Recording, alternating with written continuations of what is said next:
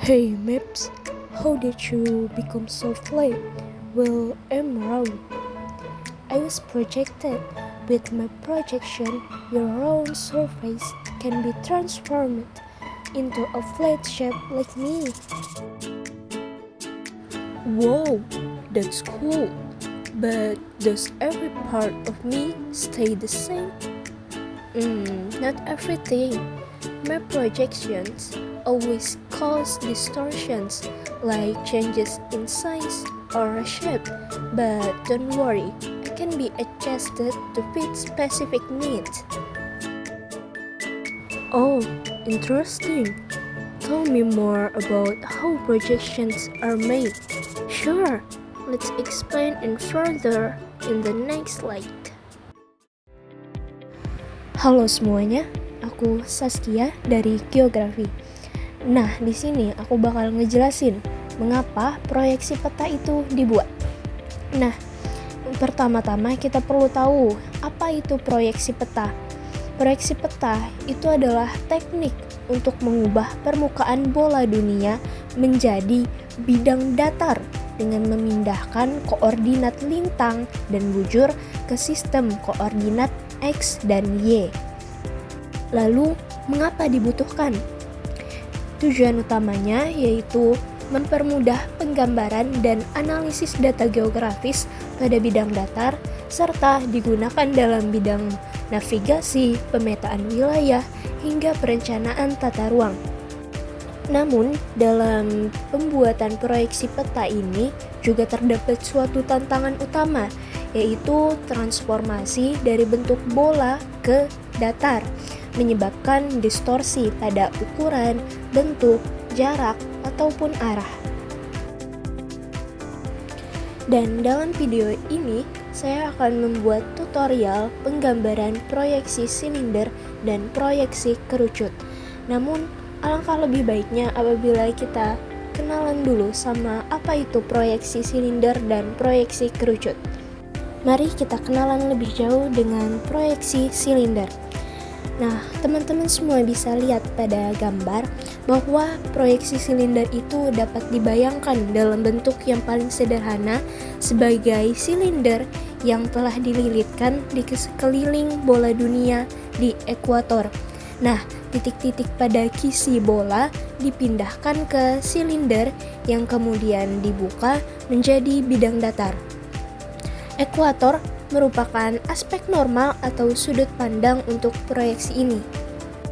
Selanjutnya, proyeksi silinder juga merupakan proyeksi dengan luas yang sama, lebih cocok digunakan pada wilayah tropis terutama di area ekuator, serta distorsi meningkat semakin jauh dari ekuator.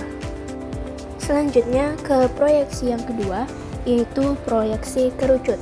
Nah, proyeksi kerucut ini dapat kita lihat juga pada gambar bahwa merupakan proyeksi yang pemindahan garis-garis meridian dan paralel dari suatu globe ke sebuah kerucut.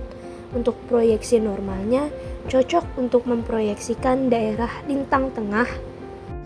Proyeksi ini juga memiliki dua paralel standar yang membantu mengurangi distorsi, cocok untuk wilayah lintang menengah tadi seperti contohnya Amerika Utara ataupun Eropa. Dan proyeksi kerucut ini tidak efektif untuk area global. Baik teman-teman semuanya, sampai sini dulu perkenalan kita dengan proyeksi silinder dan proyeksi kerucut. Selanjutnya saya akan membuat tutorial untuk menggambar proyeksi silinder dan kerucut tersebut.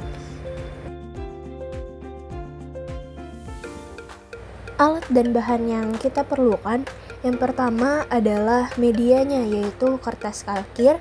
Kemudian alat yang kita perlukan adalah penggaris, pensil mekanik, penghapus, jangka, spidol, dan juga busur. Dan berikut ini merupakan tahapan-tahapan dalam penggambaran proyeksi silinder. Di sini saya melapisi kertas kalkir dengan kertas milimeter blok sebagai alasnya guna menghasilkan garis yang lebih presisi dan akurat. Untuk perkenalan lebih lengkapnya, perkenalkan saya Nur Aulia Saskia, NIM 24104161200012 dari kelas A Program Studi Geografi Fakultas Ilmu Sosial dan Ilmu Politik Universitas Lambung Mangkurat. Yang pertama ini merupakan proyeksi silinder oleh Lambert. Tahapan pertama, teman-teman bisa mengambil jangkanya dan mengukur menggunakan penggaris untuk jari-jari atau R proyeksinya, yaitu sebesar 6,4 cm. Dengan menggunakan jangka yang sudah diukur sebesar jari-jarinya 6,4 cm tadi, lalu kita buat lingkaran. Setelah selesai membuat lingkaran, kita lanjutkan dengan membuat garis bantunya sebagai berikut. Lalu kita akan membuat tanda sesuai dengan interval yang telah ditentukan. Kemarin intervalnya adalah 8 derajat. Dengan alat bantu busur, kita dapat mempaskan sudutnya sebesar 8 derajat. Setelah semua titik-titik sebagai tanda itu telah dibuat, selanjutnya kita akan menghubungkan dari titik pusat ke garis lingkaran dengan cara menarik garis di setiap sudutnya.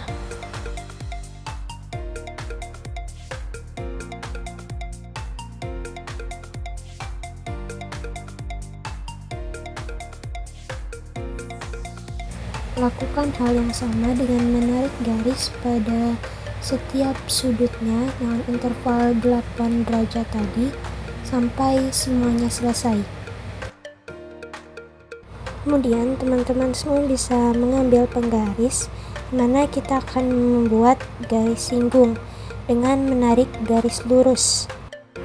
Karena panjang garis ekuatornya di ketentuan adalah 22 cm, maka kita tarik garis lurus sepanjang 22 cm. Kemudian tarik garis lurus di setiap sudutnya, dan inilah garis yang akan menjadi garis lintang. Lakukan semuanya sampai semua sudut telah memiliki garis lurus sepanjang 22 cm.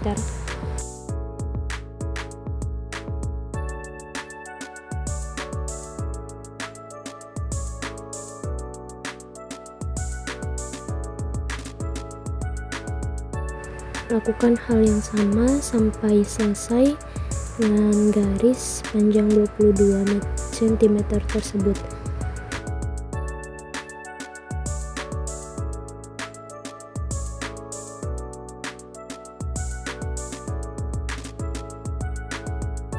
Di sini saya terlebih dahulu menghapus garis bantu tadi yang berlebihan. Langkah berikutnya adalah kita menandai pada garis tengah itu sebesar interval meridiannya, yaitu 0,5 cm.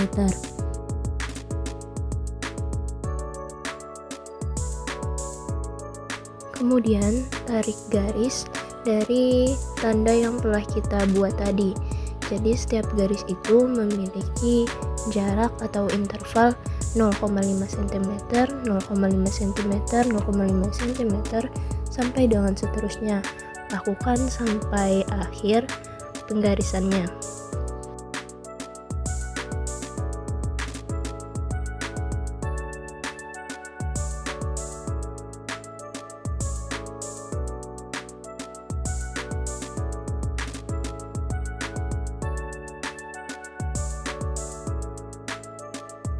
Teman-teman semua bisa menggarisnya sampai akhir, diselesaikan jadi dari 0 cm sampai ke 22 cm. Kemudian kita dapat menuliskan keterangan pada bagian atas lingkaran bahwa itu merupakan kutub utaranya dan bagian bawah itu merupakan kutub selatan. Kemudian kita menuliskan keterangan lintangnya, baik itu lintang utara maupun lintang selatan, dari 0, 8, 16, 24, 32, dan seterusnya sampai dengan lintang 88 derajat, baik itu lintang utara maupun lintang selatan. Itu merupakan interval dari 8 derajat. Selanjutnya kita lanjutkan dengan menuliskan bujur timur dan bujur baratnya. Itu dari 0, 8, 16, 24, 32, dan seterusnya sampai ke 176. Tuliskan lengkapnya dari 0 derajat sampai dengan 176 derajat tersebut, baik untuk bujur barat di sebelah kiri dan bujur timur di sebelah kanan. Begitupun di sisi atasnya kita beri keterangan juga. Setelah selesai memasukkan keterangannya, beginilah hasil dari proyeksi silinder Lambert. Proyeksi ini dibuat dengan ketentuan bahwa jari-jari atau air proyeksinya adalah sebesar 6,4 cm. Interval meridiannya yaitu sebesar 8 derajat dengan garis khayal sebesar 22 cm dan titik singgungnya adalah 0,5 cm. Setelah selesai melakukan penggambaran proyeksi silinder, kita masuk pada tahap atau tutorial yang kedua, yaitu adalah proses atau tutorial pembuatan proyeksi kerucut. Tahap pertama, teman-teman bisa mengambil penggaris, lalu menarik garis sesuai dengan jari-jari atau air proyeksinya yaitu 6,4 cm. Dan berikan juga titik pada setiap ujung garis untuk menandai. Di sini saya menandai titik tersebut dengan A dan titik B. Jika sudah selesai, kita buat lagi garis tegak lurus. Itu ukurannya terserah saja. Di sini saya menggunakan 10 cm dan ditandai ujung garisnya dengan titik C. Setelah garis tegak lurus dibuat, selanjutnya ambil jangka teman-teman semua dan paskan atau sesuaikan jangka tersebut jaraknya dari titik A ke titik B. Apabila ukurannya telah selesai, teman-teman bisa membuat seperempat lingkaran dari titik B mengarah ke titik C. Lalu berikan titik dan namai dengan titik D. Kemudian ambil busur dan kita akan mengukur interval meridian dan interval paralelnya, yaitu sebesar 10 derajat. Jadi kita harus mempaskan terlebih dahulu nih busurnya di titik 0, baru tandai di 10 derajat. Gunakan penggaris untuk menarik garis lurus dari titik pusat menuju garis lingkaran sebesar sudut yang sudah kita tandai tadi, yaitu 10 derajat.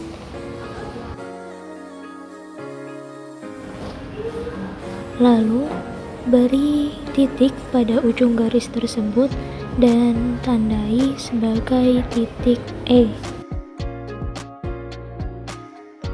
Lalu gunakan kembali busur untuk kita mengukur interval paralelnya, yaitu sebesar 40 derajat.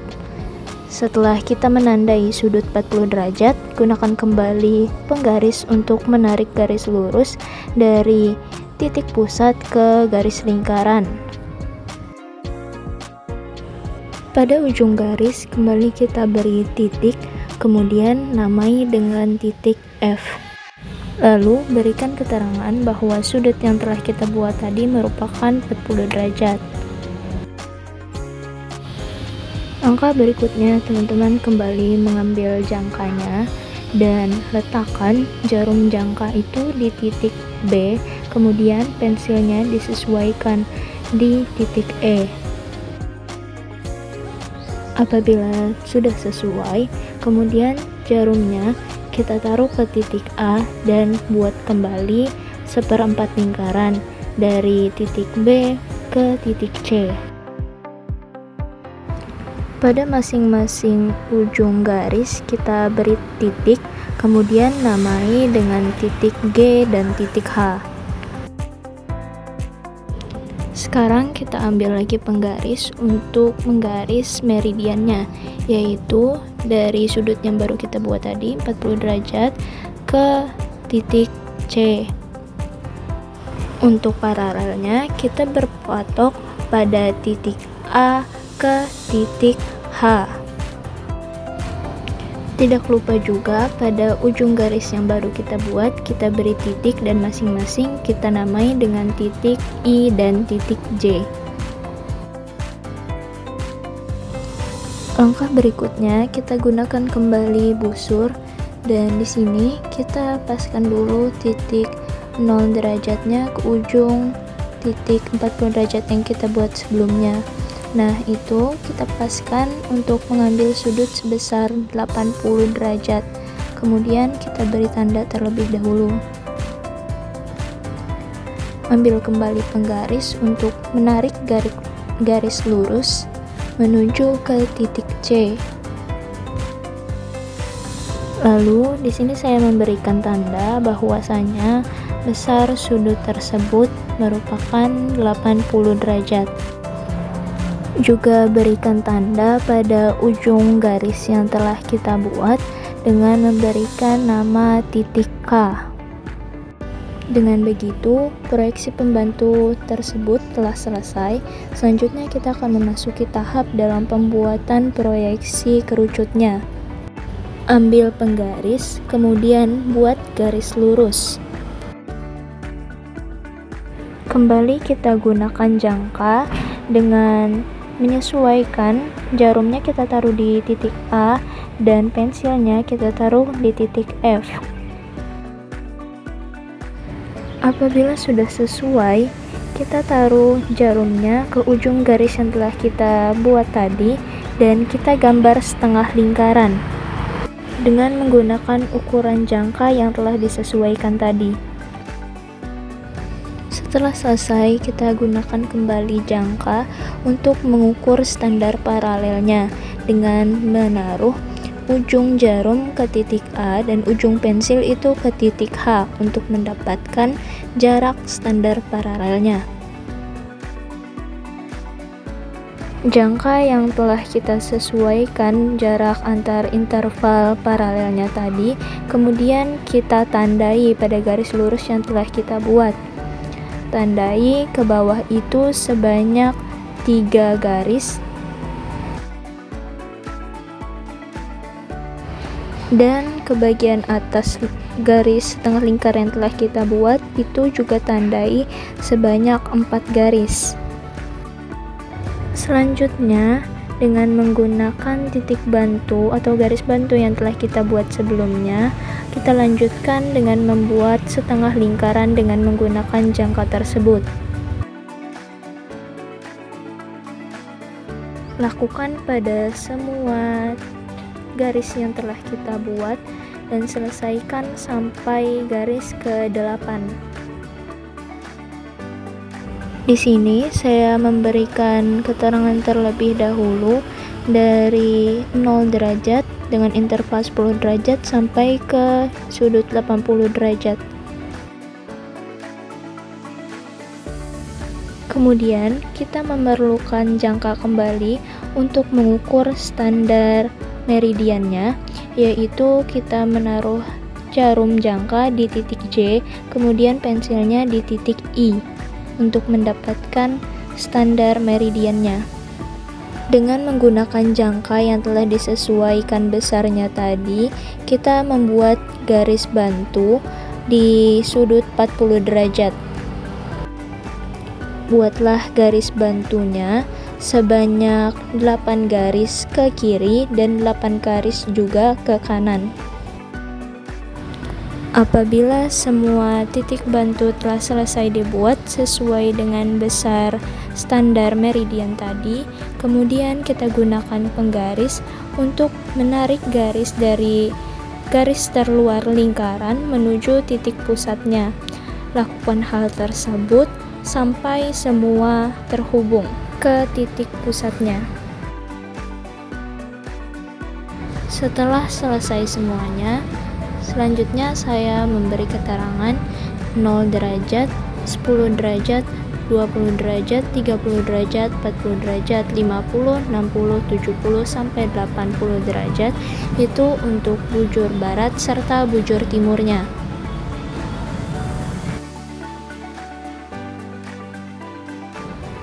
Kemudian kita gunakan penghapus untuk menghapus garis yang berlebihan dengan menyesuaikan pada batas 80 derajatnya.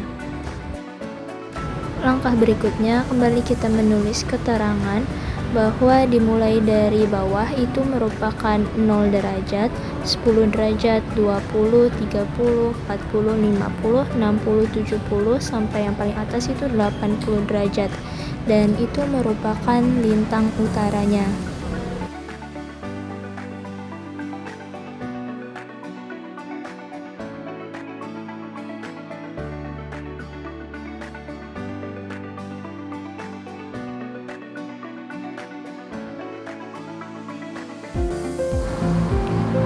Proyeksi kerucut pun telah selesai kita buat dan berikut merupakan hasil dari penggambarannya.